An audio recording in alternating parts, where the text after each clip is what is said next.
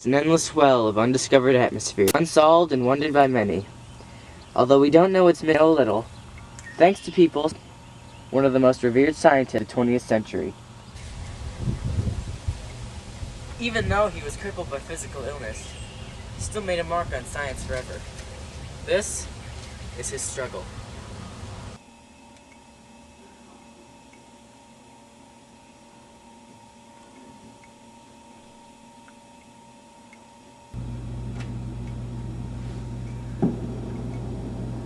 One day I could tie my shoes.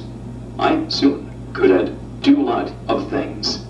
So when I went home from Cambridge for Christmas, my mother saw something was wrong with me, so she took me to the doctor. Figured out I had ALS. Amyotrophic sclerosis, or ALS, is an incurable disease that affects the body muscles. He had 2 years to live.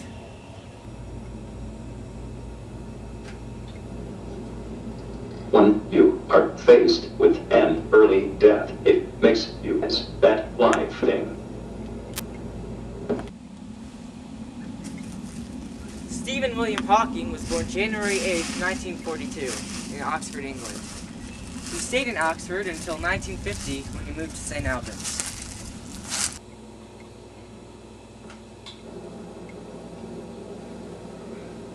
I was a very curious boy.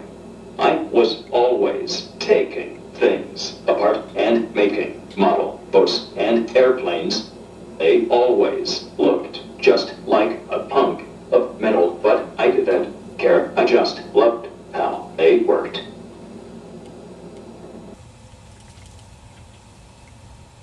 Stephen never did very good in school. Even though he was bright, he couldn't read until he was 8.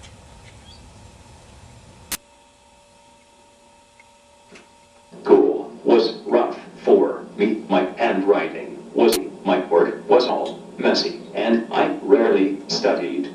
I showed no potential when Although Stephen struggled in school, he still entered Oxford team. Even at Oxford, Stephen still didn't do his work, but it didn't matter, because no one pushed him to do it. In 1962, Stephen graduated from Oxford. He was 20 years old. Then he went to Cambridge to study cosmology. When he was at Cambridge, he was diagnosed with ALS. He was 21. my life seemed to go downhill. I became deeply depressed. I would spend hours in my room listening to classical music and reading science fiction. I also didn't study. What's the point of studying when you are going to die? Soon he recovered from his depression and fell in love with Jane Wilde, an energetic college student. He soon applied for a teaching job at Cambridge. Although ALS affected his body, it did not slow his brain down. He soon began to look into the universe. I got embarrassed when people say I have great courage. I have only done what I intended to do anyway. In 1988, he published his first book called A Brief History of Time. A computer expert sent Stephen a special program. The program let Stephen use his fingers to squeeze a control and choose words from the list on the computer screen. I have written more books on physics than Madonna has on sex. Stephen started his work in physics. Black holes were just an interesting scientific idea. There was no proof they actually. Black holes were made right after the Big Bang. They are not also all black. They give off radiation and gradually fade away. That radiation is now called Hawking radiation in his honor. Soon Stephen's fame made him receive many awards of science.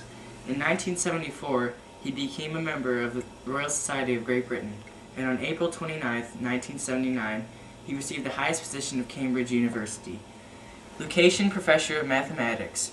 This position was held by the well-known scientists including Sir Isaac Newton. My goal is simple. It is a complete understanding of the universe. Understanding of the universe. Complete understanding. understanding of the universe is a complete understanding. When Stephen was young, one of his friends bid another friend a bag of candy that Stephen would never become a success. Never become a success. I don't know if this bet was ever settled, and if so, which way it was decided. No one knows if that bet was ever settled, but I'm sure we both know which way it went. For now, I'm Grant Ernwald. Good night.